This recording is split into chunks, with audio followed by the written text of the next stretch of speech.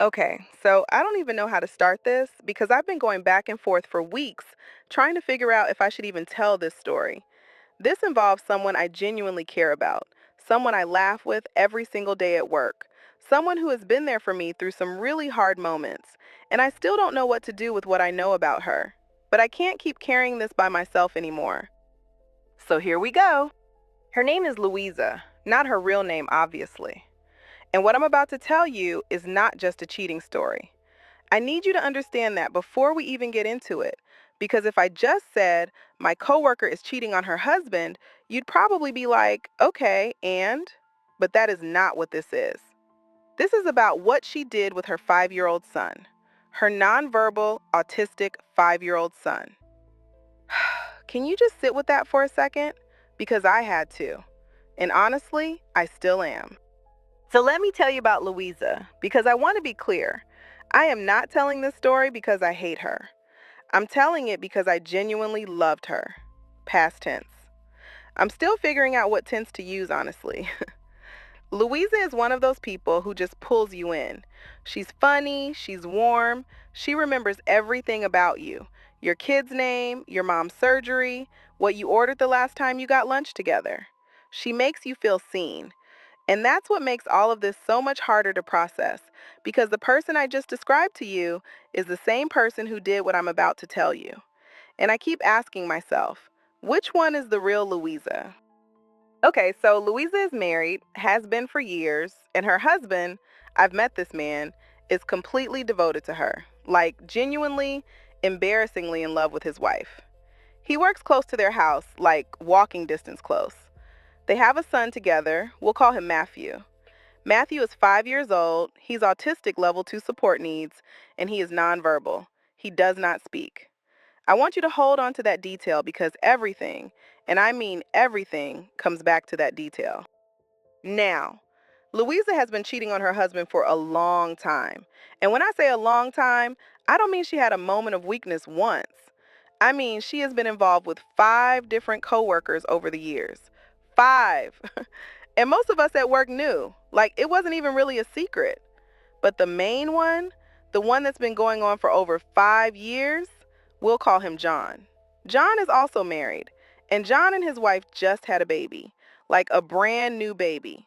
His wife was still in the hospital recovering from giving birth when some of what I'm about to tell you was happening. And here's the thing that got me early on.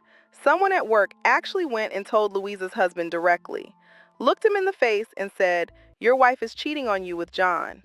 And he didn't believe it. He defended her. That's how good she is at this. That's how completely she had him convinced.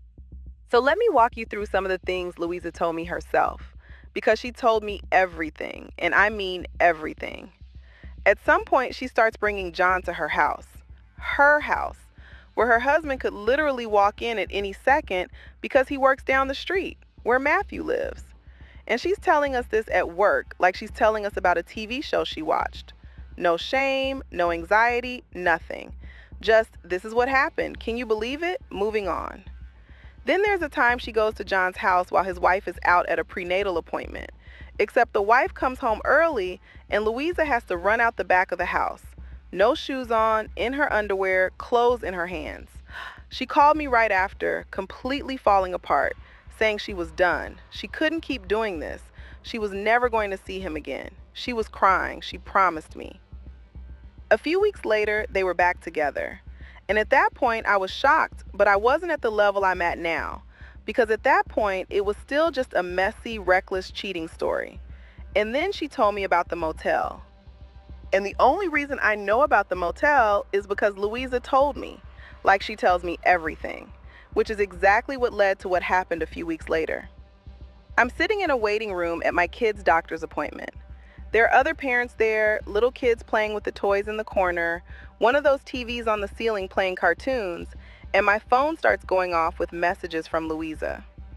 I open WhatsApp, thinking it's just her venting about something at work like usual, and there are 2 videos of her and John. I'm not going to describe what was in them. You understand what I'm saying. And below the videos, she sends me a message that says, girl, can you save these on your phone for me? I can't keep them on mine. Matthew or my husband might find them. I'm in a waiting room with children around me reading this message, and I just sat there for a second, not even knowing how to respond. I told her absolutely not, I'm not doing that. And she goes, okay, but just watch them first and tell me what you think. Girl, what do I think? I didn't even answer that. I just put my phone down and stared at the cartoon playing on the ceiling TV for like a full minute because what do you even say to that? Okay, so John's wife has the baby. Healthy baby. Beautiful baby from what I heard. And Louisa goes to visit her at the hospital. Brings a gift, holds the newborn, tells her congratulations. You look amazing. She's so beautiful. All of it. I genuinely cannot tell you how I felt when Louisa came back to work and told us about that hospital visit. Like it was the most normal thing in the world. Like she didn't just spend 5 years sleeping with that woman's husband. Like she didn't go to that hospital while that woman was exhausted and vulnerable and just had a baby and smiled in her face. That same night, John leaves his wife and their newborn baby at the hospital and takes Louisa back to his house. And while they're there, Matthew is home with his dad, and Matthew falls in the bathroom and gets hurt. His father calls Louisa right away. She doesn't go home. She stays with John. She let her injured child wait while she was with her married boyfriend, whose wife had literally just given birth that same day.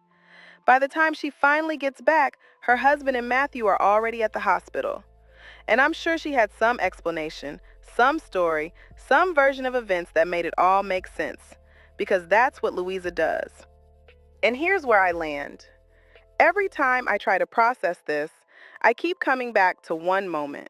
Not the cheating, not the videos, not even the hospital visit, as insane as that was. It's the motel. It's the moment she looked at Matthew, her 5-year-old son, who loves her and trusts her completely, and made a calculation. He can't talk. He can't tell. He's safe to bring. That is not a mistake. That is not a bad day or a lapse in judgment. That is a cold, deliberate decision to use your own child's disability as a tool to protect yourself.